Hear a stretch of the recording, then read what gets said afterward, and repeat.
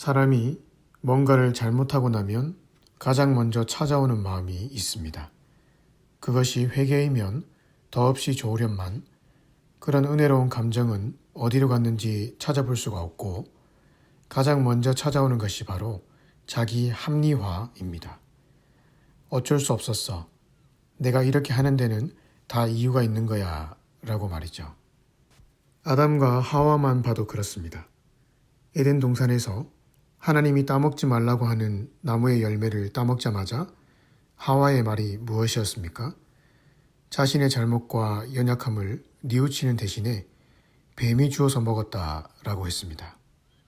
아담은 한술 더 떠서 하나님께서 저와 함께 살라고 짝지어 주신 그 여자가 나에게 열매를 주어서 먹었습니다 라고 했습니다.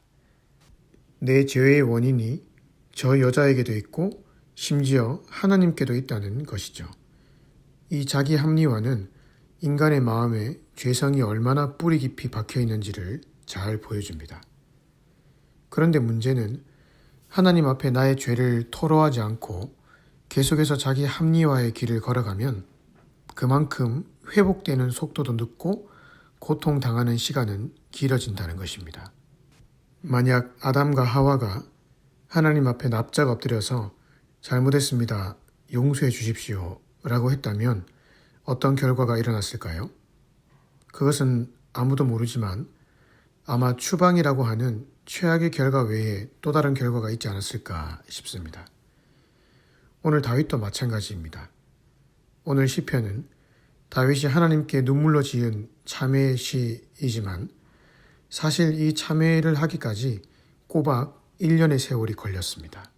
즉 다윗이 밧세바와 범죄한 후부터 나단이 다윗의 죄를 지적하러 온 시간 간격이 약 1년 정도라는 말입니다. 그렇다면 그 1년 동안 다윗은 뭘 하고 있었단 말입니까? 성경은 침묵하고 있지만 우리는 충분히 상상해 볼 수 있습니다. 그것은 바로 다윗이 자기 합리화의 늪에 빠진 것입니다. 다윗의 범죄는 사무엘하 11장을 통해 우리가 익히 알고 있습니다. 우리아의 아내였던 밧세바와 범죄했고 그녀를 취하기 위해 우리아를 전쟁터에 내보내서 죽게 만들었죠. 정말 파렴치하고 있을 수 없는 행동을 저질렀습니다. 하지만 그때 즉시 하나님 앞에 엎드려야 했습니다. 사람이 살다 보면 실수할 수도 있지요. 하지만 그때 하나님의 인자와 긍휼을 바라보며 엎드렸어야 했는데 그 즉시로 다윗은 자기 잘못을 합리화시키기 시작했습니다.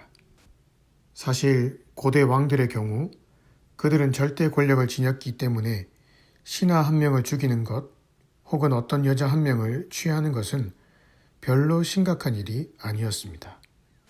주변 나라 왕들은 이미 다 하고 있었던 행동들이었죠. 하지만 다윗은 하나님의 백성이 아닙니까?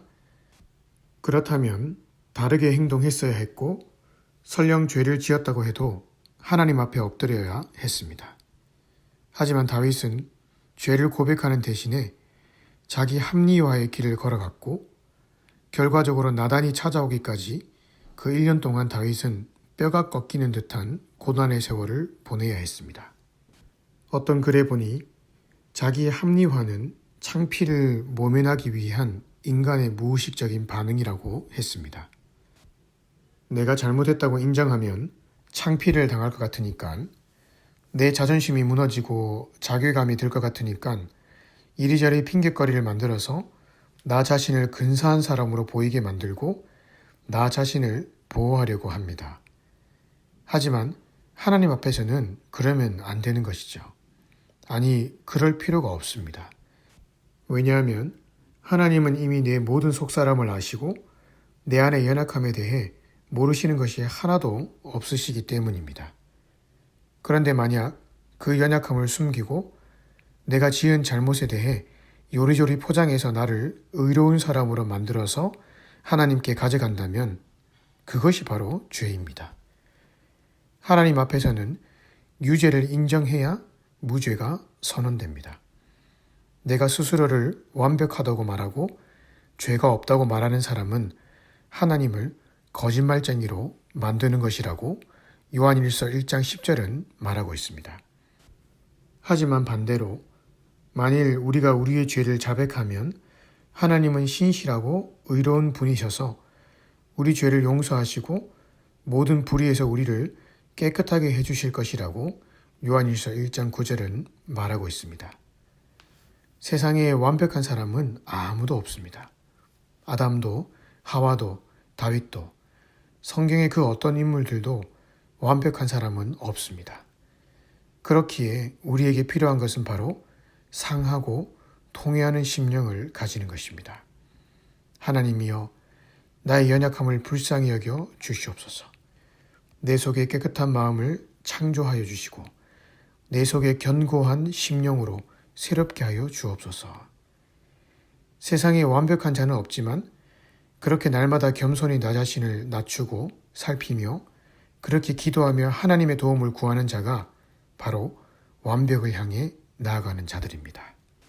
하나님은 인자와 긍휼이 많은 분이십니다. 다윗이 그렇게 심각한 죄를 저질렀지만 하나님의 불쌍히 여기시는 마음, 깊은 동정심에 기대어 자신을 다시금 내어 맡겼을 때 하나님은 다윗의 죄를 말끔히 용서하셨고 다시금 새로운 삶을 살 수 있는 힘과 용기를 불어넣어 주셨습니다. 오늘 우리도 자기 자신을 합리화시키지 말고 하나님의 인자와 긍휼하심 앞에 내 연약함을 내어드리십시다. 나의 이런 모습도 용서하실까? 라고 생각하지 마십시다. 베드로에게 70번에 7번이라도 용서하라고 하셨던 주님은 오늘 우리가 주님 앞에 지은 70번에 7번의 연약함이라도 다 이해하시고 받아주십니다. 그 주님의 성품에 기대어 다윗처럼 회개의 심령으로 나아갈 때 하나님은 우리의 삶을 점점 더 아름답게 다듬어 가실 것입니다. 오늘 하루도 겸손히 주님과 동행하심으로 인해 승리하시기를 주님의 이름으로 축복합니다.